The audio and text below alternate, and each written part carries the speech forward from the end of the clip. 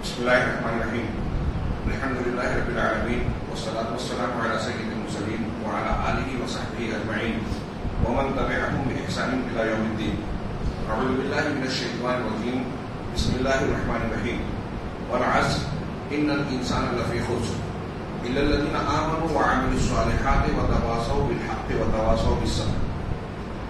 محترم حاضرین، قبل اس کے کہ میں درس شروع کروں، میں ایک مرتبہ پھر اس بات کو یاد دلانا چاہتا ہوں، یاد دہانی کرانا چاہتا ہوں کہ یہ جو کتاب ہم پڑھ رہے ہیں یہ کوئی معمولی کتاب نہیں ہے.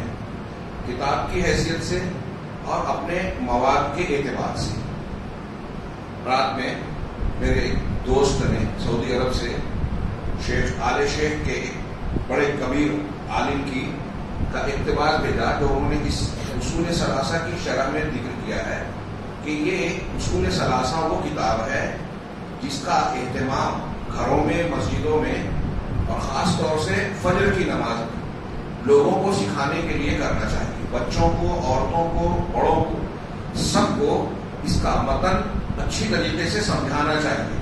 تو انہوں نے یہ بھی ذکر کیا کہ ہمارے یہاں عرب میں اہل توحید اپنے بچوں اور عورتوں کو اس کا متن سمجھاتے ہی نہیں تھے بلکہ اسے حفظ کراتے تھے، اس لیے کہ اس میں جو مضمون بیان کیا گیا ہے وہ ایک مومن بندے کے لیے انتہائی اہم اور انتہائی ضروری ہے. اور شیخ محمد بن عبد الوہاب رحمہ اللہ نے اصول ثلاثہ کی اپنی کتاب میں بہت ہی خوبصورت اور عمدہ انداز میں ان بنیادی مسائل کو بیان کیا. ہم جن صاحب کی کتاب کو سامنے رکھ کے شرح پڑھ رہے ہیں اور اس میں مجبوراً کچھ اختصار کرنا پڑتا ہے وقت کی تنگی کی وجہ سے، یہ بھی ایک بہت بڑی سعودی عرب کی بڑی علمی شخصیت ہے. جامعہ اسلامیہ مدینہ منورہ کے کرسی الفتویٰ کے استاذ ہیں اور مسجد نبوی کے استاد ہیں شیخ سلیمان بن سلیم اللہ الرحیلی. چنانچہ اس کی اہمیت کو اس لیے میں نے ذکر کیا کہ اس درس کو بھی آپ پوری توجہ سے دھیان سے سنیں اور اس کے مضمون کو اپنے ذہن و دماغ میں بسائیں. یہ ہماری زندگی کی بہت بڑی بلکہ سب سے بڑی ضرورت ہے کہ ہم یہ عقیدہ سیکھیں جو دنیا اور آخرت میں ہماری سعادت کی بنیاد ہے. ہم نے یہ پڑھا کہ ایک بندہ مومن کو 4 چیزوں کا سیکھنا ضروری ہے. ان 4 چیزوں کے ذکر کے بعد شیخ محمد بن عبد الوہاب نے کہا کہ وہ دلیل، ان 4 باتوں کا سیکھنا ہر مسلمان کے لیے لازم ہے. اس کی دلیل یہ سورت ہے، سورہ عصر، جو انتہائی عظیم الشان سورہ ہے، جامع سورت ہے، اپنے اندر دین کی کے بنیادی مضامین کو سمیٹے ہوئے ہے. اللہ تبارک و تعالیٰ نے آگے سے کہتے ہیں شیخ روحیلی کہ یہ سورت جو ہے اصول خیر کو اپنے اندر اکٹھا کیے ہوئے ہے. اور یہ سورت ان 4 چیزوں کو جو شیخ محمد بن عبد الوہاب نے بیان کیا اور ہم نے پڑھا، ان کو سیکھنا ضروری ہے. ان کی نص کے طور پر ہے، یعنی نص مانے واضح دلیل کے طور پر ہے کہ اللہ تعالیٰ ہمیں کہہ رہا ہے کہ ہم یہ چیزیں سیکھیں. اللہ تبارک و تعالیٰ نے اس میں زمانے کی قسم کھائی، والعصر، قسم ہے زمانے کی. عصر کسے کہتے ہیں؟ زمانہ، دہر. ہماری زندگی جو ہم کو ملی ہے، شب و روز جو بھی وقت ملا ہے، یہ ہمارا زمانہ ہے. کچھ لوگوں نے کہا کہ انسان کی جو زندگی ہے اس کی قسم کھائی، کچھ لوگوں نے عام زمانہ کہا. یہ وہی ہے، اسی زمانے میں ہم اعمال کرتے ہیں. اللہ تبارک و تعالیٰ کے یہاں ہمارا امتحان ہو رہا ہے، تو ہم اس زندگی کے پیریڈ میں جو اللہ نے ہم کو دیا ہے اپنے امتحان میں کامیاب ہو رہے ہیں، ناکام، اس کے اعمال انجام دے رہے ہیں. اب یا تو اس میں ہم منافع کما رہے ہیں یا خسارہ اٹھا رہے ہیں.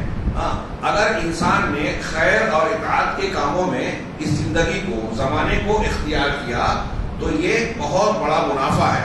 اور اگر اپنی زندگی کے اوقات کو گناہوں سے سیاہ کیا تو یہ بہت بڑا خسارہ اور نقصان ہے. چنانچہ اللہ تبارک و تعالیٰ نے عصر کی قسم کھائی. مجھے یہاں انہوں نے ذکر نہیں کیا، امام راضی کا اور نظر یاد آتا ہے.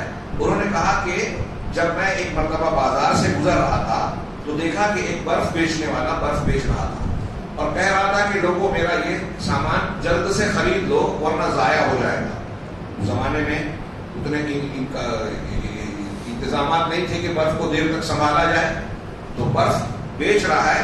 اب ظاہر سی بات ہے دیر تک اگر کوئی نہیں خریدے گا تو اس کا برف پگھل جائے گا، سامان ضائع ہو جائے گا. جب اس کی یہ کیفیت دیکھی، یہ آواز سنی، تو مجھے والعصر کی قسم کی مناسبت اور معنی مفہوم سمجھ میں آیا۔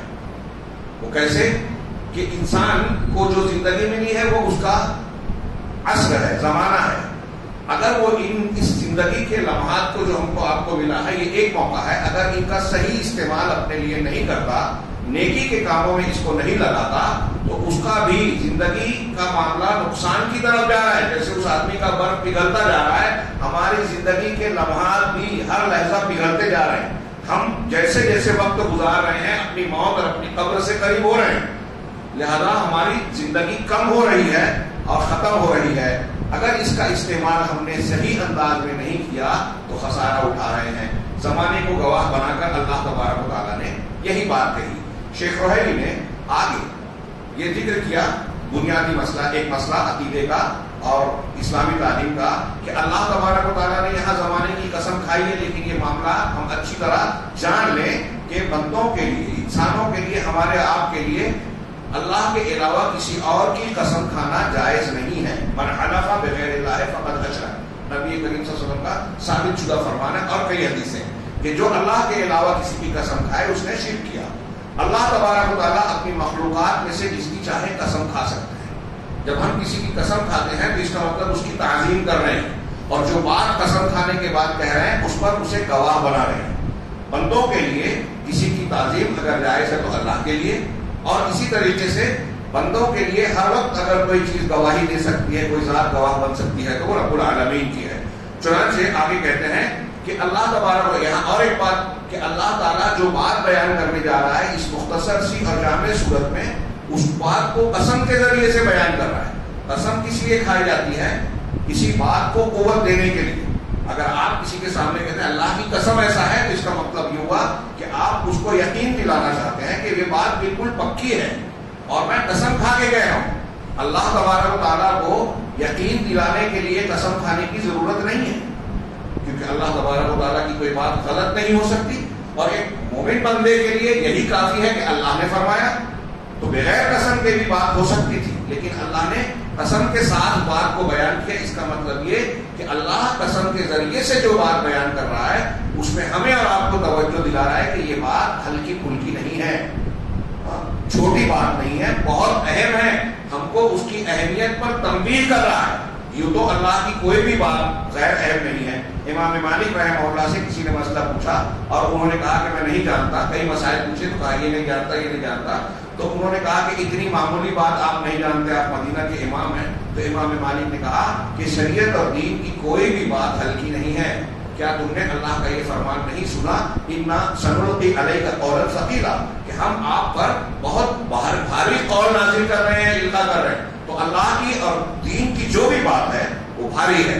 چنانچہ یہاں انہوں نے کہا کہ اللہ تبارک و تعالیٰ اپنی بات میں سچا ہے، اس سے غلطی یا جھوٹ کا سوال ہی پیدا نہیں ہوتا، اللہ ان عیوب سے پاک ہے، لیکن پھر بھی قسم سے بات کو بیان کیا۔ اس کا مقصد یہ ہے کہ ہم کو اور آپ کو، سننے والوں یا تمام لوگوں کو تنبیہ کرنا مقصود ہے کہ یہ بہت اہم بات ہے۔ چنانچہ اللہ نے قسم کھائی اور کہا کہ جنس انسان، انسانوں کی جو جنس ہے، قسم ہے، وہ سب کے سب خسارے میں ہیں۔ اپنی جتنی بھی کوششیں دنیا میں کر رہے ہیں، ان کوششوں، محنتوں، دوڑ دھوپ کے باوجود وہ نقصان اور گھاٹا اٹھانے والے۔ ہاں، جنس انسان کیوں کہا؟ ان الانسان لفی خسر، یقیناً انسان گھاٹے میں ہے۔ تو یہاں انسان میں جو ال ہے وہ جنس کا ہے، استغراق کا ہے، سارے انسان مراد ہیں، الا مستثنیٰ، سوائے ان انسانوں کے جن کو اللہ نے مستثنیٰ کر کے آگے بیان کیا کہ اس گھاٹے سے بچنے والے صرف یہ انسان ہیں۔ لہذا اللہ نے قسم کھا کے جب یہ بات کہی اور پھر استثناء کیا، تو یہ انداز ہی ایک سننے والے اور پڑھنے والے کو اس بات پر مجبور کرتا ہے کہ جن لوگوں کو یہ بتایا گیا ہے کہ اللہ نے بتایا کہ یہ خسارے سے بچنے والے ہیں، اپنے آپ کو ان لوگوں میں شامل کرنے کی کوشش کرنا چاہیے کہ ہم بھی اس گروہ میں شامل ہو جائیں جو خسارے سے بچنے والے ہیں اور نفع اٹھانے والے ہیں، ہاں، عظیم نفع اٹھانے والے ہیں۔ ہاں، بلکہ جب انسان ٹوٹل کے ٹوٹل جتنے دنیا میں ہے دوڑ دھوپ کر رہے ہیں، کوئی بھی محنت کر رہے ہیں، دنیا کتنی بھی کما رہے ہیں، سب خسارے میں ہیں سوائے ان کے جن کو اللہ نے مستثنیٰ کیا ہے۔ لہذا ہمیں چاہیے کہ ہم ان صفات کو پیدا کرنے کی طرف لپکیں. ہاں، اور کن کو اللہ تبارک و تعالیٰ نے مستثنیٰ کیا ہے؟ پہلا کہا الا الذین آمنوا وعملوا الصالحات، جو ایمان لائے اور عمل صالح کیا. یہ جو ایمان اور عمل صالح ہے، شیخ رحمہ اللہ نے پہلا اور دوسرا مسئلہ جو بیان کیا کہ ہم پر علم حاصل کرنا 4 چیزوں میں سے پہلے ضروری ہے اور اس کے بعد عمل کرنا. اب شیخ نے کہا کہ اللہ تبارک و تعالیٰ نے اعمال صالحہ کا ذکر الگ سے کیا ایمان کے بعد. ہاں، اور اس میں کوئی شک نہیں کہ عمل ایمان میں شامل ہے. عمل ایمان میں شامل ہے. ایمان کسے کہتے ہیں؟ اصطلاحی طور پر اہل سنت والجماعت اور تمام محدثین کے نزدیک ایمان کہتے ہیں اقرار باللسان. اللہ تعالیٰ اور رسول کی طرف سے جو ایمانیات کی باتیں ہمیں ملی ہیں اس کو زبان سے اقرار کرنا، دل سے یقین رکھنا اور ان کے تقاضوں پر عمل کرنا. یہ ان تینوں کے مجموعے کو ایمان کہا جاتا ہے. تو کہا کہ ایمان عمل میں شامل ہے، پھر بھی الگ سے اللہ نے کیوں ایمان کے ساتھ ذکر کیا اور قرآن میں کئی جگہ ذکر کیا؟ ہاں، کیا اس کی تاکید کرنے کے لیے اور تنبیہ کرنے کے لیے کہ عمل مراد ہے. آپ صرف ایمان لے آئیں، زبان سے اقرار کر لیں، اتنا کافی نہیں ہے، بلکہ عمل بھی ضروری ہے. اور عمل کی اہمیت کو نظر انداز نہ کیا جائے. یہ ایسے ہی ہے جیسے اللہ تبارک و تعالیٰ نے قرآن میں کئی جگہ کہا تنزل الملائکۃ والروح، کہ فرشتے اور روح یہ دونوں کے دونوں لیلۃ القدر میں، قدر کی رات میں نزول کرتے ہیں، اترتے ہیں. اب روح سے مراد کون ہے؟ جبرائیل علیہ السلام. اور یہ بالکل واضح ہے کہ حضرت جبرائیل علیہ السلام بھی فرشتوں میں سے ہیں. اب اللہ تبارک و تعالیٰ نے یہ کہا کہ فرشتے بھی اترتے ہیں اور جبرائیل بھی اترتے ہیں. تو جب جبرائیل بھی فرشتے ہیں تو فرشتوں کے ساتھ ان کے ذکر کا معنی کیا؟ کیوں ذکر کیا گیا؟ ان کے اعلیٰ مقام کو بتانے کے لیے، ان کی خصوصیت کو ظاہر کرنے کے لیے. حالانکہ وہ فرشتوں میں داخل ہیں. اگر اللہ تعالیٰ صرف اتنا کہتا کہ تنزل الملائکہ تو اس میں جبرائیل بھی آ جاتے، لیکن الگ سے ان کا ذکر کیا گیا ان کی خصوصیت اور علو مرتبہ، بلند مرتبہ بتانے کے لیے.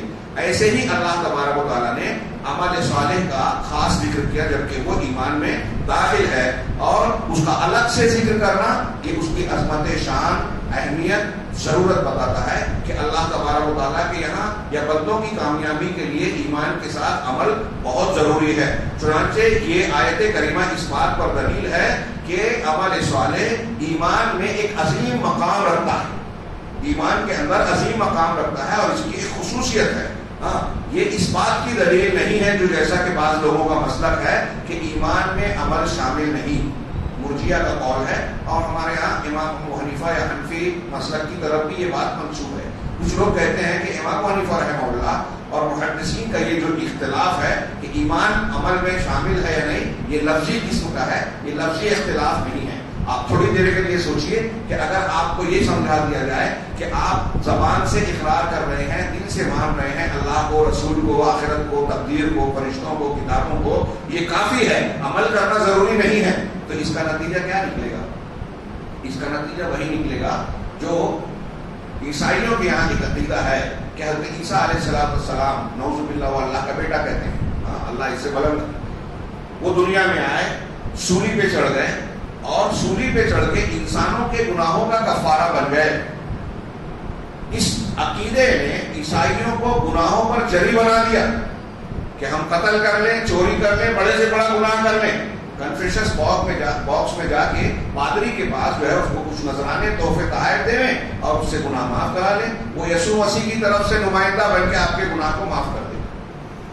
ایسے ہی اگر آپ اور ہم کو یہ عقیدہ بن جائے کہ عمل ایمان میں شامل نہیں ہے تو اس کا نتیجہ یہ نکلے گا کہ آپ کا ایمان، میرا ایمان، حضرت جبرائیل کا ایمان، ابو بکر صدیق کا ایمان، حضرت عمر فاروق صحابہ کا ایمان سب ایک جیسا ہے، اس میں کمی بیشی نہیں ہوتی.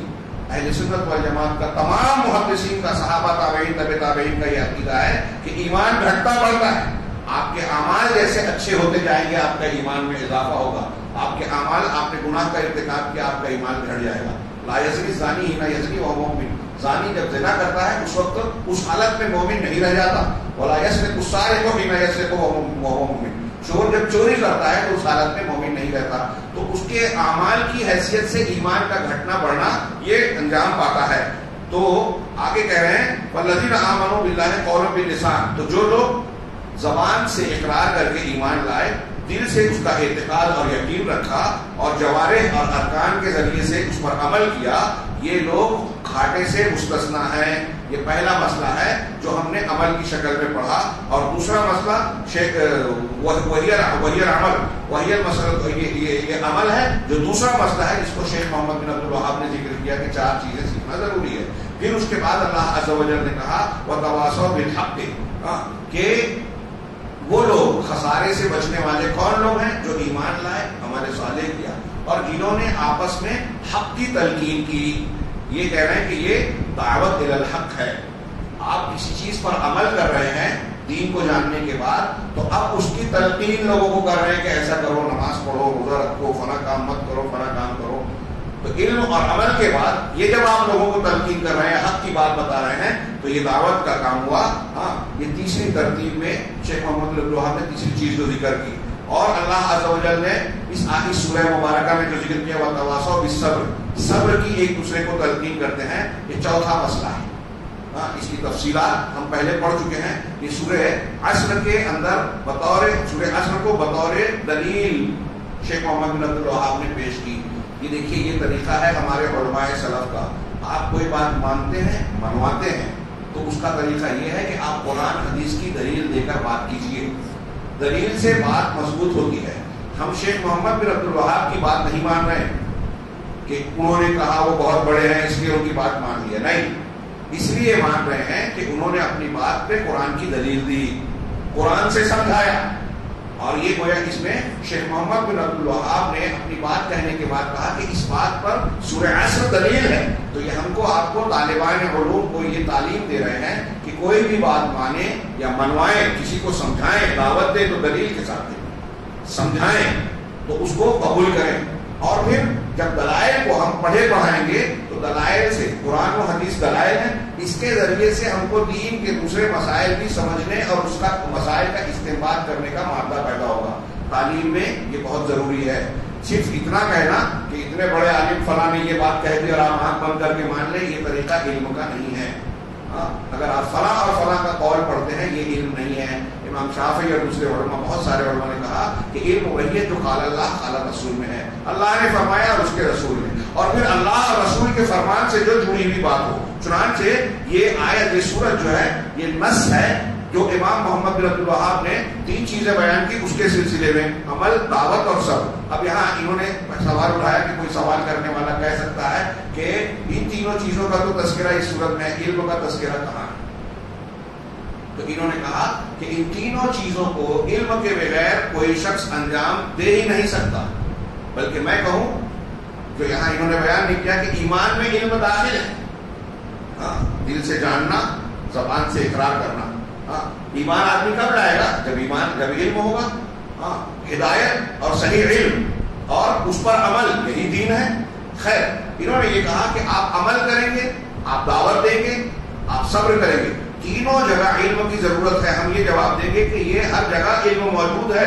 وَكُلُّهَا لَيَدُلُّ عَلَى الْعِلْمِ، یہ جو چاروں چیزیں، تینوں چیزیں بیان کی ہیں، یہ علم پر دلالت کرتا ہے۔ لہذا ایمان پر علم، ایمان کا علم ہونا ضروری ہے، عمل کا علم ہونا ضروری ہے۔ اللہ نے کہا نا 4 لوگ مستثنیٰ الا الذین آمنوا وعملوا الصالحات، جو ایمان لائے اور عمل صالح کیا۔ تو ایمان اور عمل صالح دونوں کے لیے علم کا ہونا ضروری ہے۔ ایمان بغیر علم کے صحیح نہیں ہو سکتا، عمل بھی بغیر علم کے صحیح نہیں ہو سکتا۔ اگر بغیر علم کے عمل کریں گے تو ہم پڑھ چکے ہیں کہ نصارہ کی طرح ہو جائیں گے۔ اس لیے کہ عمل صالح، جس کو صالح کہتے ہیں، ہم اور آپ عمل صالح کسے کہیں گے؟ کوئی بھی آدمی کوئی بھی کام کرنے لگا تو کیا وہ اچھا دکھائی دے رہا ہے اس لیے اس کو عمل صالح کہیں گے؟ نہیں۔ عمل صالح کے لیے 2 شرطیں ہیں، ایک یہ کہ اس میں اخلاص ہو، اللہ کے لیے خالص، دوسرا یہ کہ وہ نبی صلی اللہ علیہ وسلم سے، آپ کے دین سے ثابت ہو، ورنہ من عمل عملا لیس علیہ امرنا فہو رد، جس نے کوئی ایسا عمل کیا جس پر ہمارا حکم نہیں ہے تو وہ رد ہو جائے گا۔ لہذا ہم کوئی بھی عمل کر رہے ہیں جو اللہ کے یہاں قابل قبول ہو تو اس میں اخلاص، ایمان ہونا چاہیے، اور دوسرے نمبر پر جو ہے اللہ کے رسول سے ثابت ہونا چاہیے۔ اب اللہ کے رسول سے ثابت ہے یہ جاننا ہی علم ہے، بغیر علم کے عمل نہیں ہو سکتا۔ چنانچہ اللہ تبارک و تعالیٰ کا یہ فرمان الا الذین آمنوا وعملوا الصالحات، یہ علم پر دلیل ہے، اور تواصی بالحق، حق کی ایک دوسرے کو تلقین کرنا، یہ عمل بھی بغیر علم کے نہیں ہو سکتا. کیوں کہ حق کو بغیر کوئی شخص علم کے راستے کے بغیر کیسے جان سکتا ہے؟ آپ ایک دوسرے کو حق کی تلقین کریں، سچی بات بتائیں کہ یہ حق ہے، یہ توحید ہے، یہ سنت ہے، یہ بدعت ہے، یہ شرک ہے، یہ ناجائز ہے، یہ اللہ اور رسول کے خلاف ورزی ہے. کب بتائیں گے آپ؟ جب آپ کو اس کا علم ہوگا. بغیر علم کے دعوت کا کام انجام نہیں کیا جا سکتا.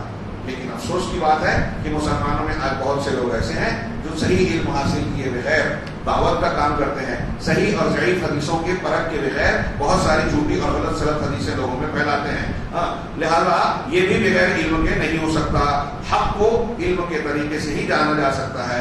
چنانچہ نتیجہ یہ نکلا کہ عمل ہو، علم ہو، عمل ہو، دعوت ہو اور صبر کرنا، یہ چاروں چیزیں اس میں اس صورت میں داخل ہیں. چنانچہ یہ سورہ عظیمہ سورہ عصر ہمیں بتاتی ہے کہ دنیا کی زندگی میں نفع اٹھانے والا انسان، گھاٹے اور خسارے سے بچنے والا انسان وہ ہوگا جو ایمان، اللہ پر ایمان رکھتا ہے، عمل صالح کرتا ہے، حق کی دعوت دیتا ہے اور اس کے حق کے خلاف جو لوگ عمل کرتے ہیں اس سے روکتا ہے. صرف اچھی باتیں بتانا، فضائل بتانا یہ دعوت کے لیے کافی نہیں ہے، بلکہ اس سے کبھی کبھی نہی عن المنکر ضروری ہوتا ہے. آپ وہ حدیث سنتے ہیں نا کہ جو شخص برائی کو دیکھے ہاتھ سے روکے، نہیں طاقت رکھتا زبان سے روکے، نہیں طاقت رکھتا دل سے. تو یہاں روکنے کا ذکر ہے. اگر آپ برائیوں سے سماج کو نہیں روکتے یا اپنے ارد گرد میں جہاں طاقت رکھتے ہیں تو گنہگار کو جب عذاب ملے گا تو نہ روکنے والا بھی اس کی لپیٹ میں آئے گا. کہہ رہے ہیں کہ یہ جو 4 مراتب ہیں یہ جہاد النفس ہے. جیسا کہ علامہ ابن قیم رحمہ اللہ نے بیان کیا کہ نفس سے جہاد کرنا، یہ جتنے بھی جہاد کی قسمیں ہیں ان میں سب سے عظیم ہے. سب سے عظیم جہاد دشمنوں سے لڑنا اور فنا سے لڑنا، اس میں سب سے بڑا جہاد یہ ہے کہ آدمی اپنے آپ سے جہاد کرے. چنانچہ وہ کہتے ہیں علامہ ابن قیم کہ یہ جو سورہ عصر میں 4 مراتب بیان کیے گئے ہیں یہ اصل میں جہاد النفس کے، انسان کے اپنے نفس سے لڑنے اور جہاد کرنے کے 4 مراتب ہیں. کچھ دوسرے علماء نے یہ بھی بیان کیا کہ ایمان اور عمل صالح سے انسان کی اپنی اصلاح ہوتی ہے. تواصی بالحق اور تواصی بالصبر، اس سے خود اپنی اور دوسروں کی بھی اصلاح ہوتی ہے.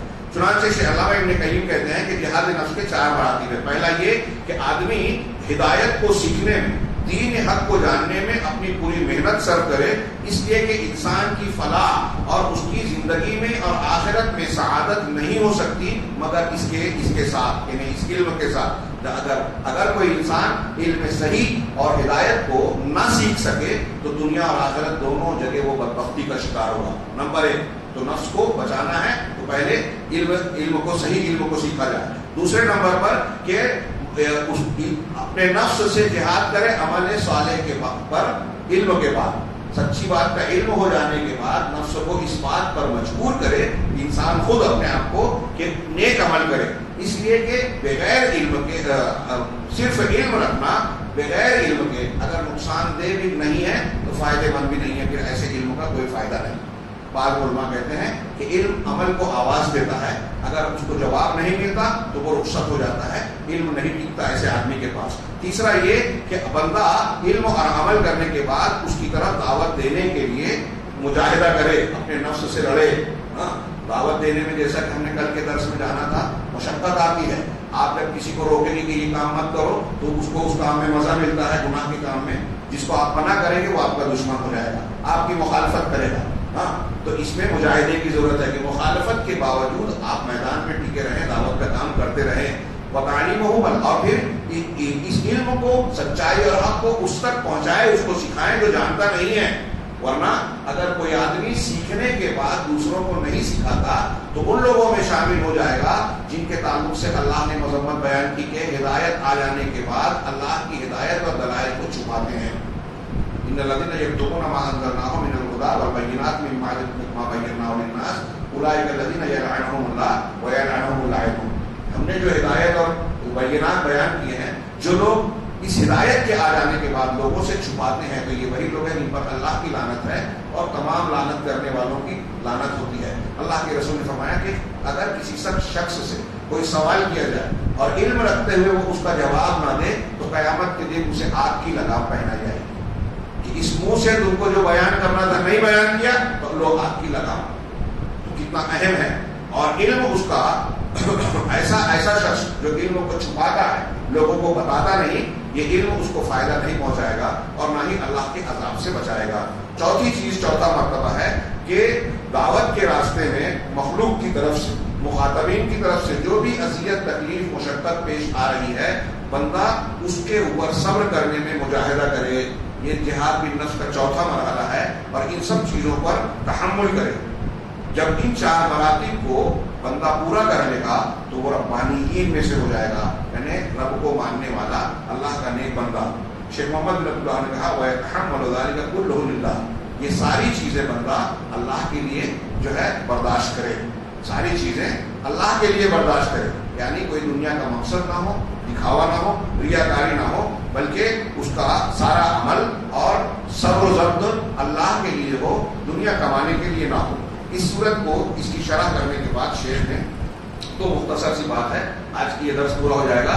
مصنف شیخ محمد بن عبدالوہاب کہتے ہیں کہ امام شافعی رحمہ اللہ نے کہا، یہاں امام شافعی کا تھوڑا سا تعارف کیا ہے، ہم اس کو چھوڑتے ہیں، بہت بڑے امام ہیں، لوگ جانتے ہیں، محمد بن ادریس نام ہے، مطلبی اور قرشی ہیں، بہت فصیح و بلیغ تھے، بڑے 4 ائمہ میں جن کو مشہور ہیں، ان میں ان کی ایک ایسی خصوصیت مانی جاتی ہے کہ یہ مختلف فنون کے ماہر تھے، محدث تھے، فقیہ تھے، علم فقہ کے پہلے مدون تھے، شاعر تھے، ادیب تھے، فصاحت و بلاغت میں بہت اعلیٰ تھے، اور ان کے اندر خوبیاں تھیں۔ تو امام شافعی کہتے ہیں کہ لو انزل اللہ حجۃ علی خلقہ، لو ما انزل اللہ حجۃ علی خلقہ الا هذه السورۃ لکفت۔ امام شافعی کہتے ہیں کہ اگر اللہ تبارک و تعالی مخلوق پر بطور حجت اور دلیل کے صرف اس صورت کو نازل کرتا ہوا والعصر ان الانسان لفی خسر، تو یہ صورت ان کے لیے کافی ہو جاتی ہے۔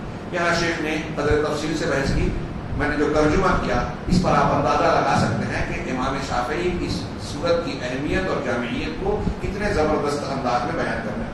ان کے قول کا شیخ نے بتایا کہ یہ مطلب نہیں ہے کہ پورے قرآن کی جگہ اگر صرف اس صورت کو اتار دیتا تو کافی تھا۔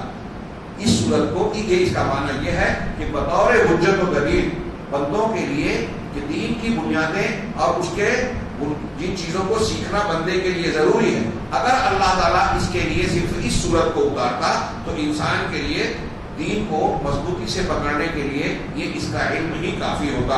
ہاں، علامہ ابن تیمیہ رحمہ اللہ نے امام شافعی کے اسی قول کو نقل کرنے کے بعد کہا کہ امام شافعی نے جیسا کہا حقیقت ویسی ہی ہے، کیونکہ اللہ تبارک و تعالیٰ نے اس صورت میں ان تمام لوگوں کے بارے میں بتایا کہ سب کے سب گھاٹا اٹھانے والے ہیں، مگر سوائے ان لوگوں کے جو اپنے اندر مومن ہو، صالح یعنی نیک عمل کرنے والا ہو، اور اپنے علاوہ دوسروں کو حق کی تلقین دے کرنے والا ہو، اور اپنے اور دوسروں کو صبر کی تلقین کرنے والا ہو۔ یہ اس بات کی دلیل ہے کہ امت کے سلف اس صورت کی عظمت شان کو جانتے تھے۔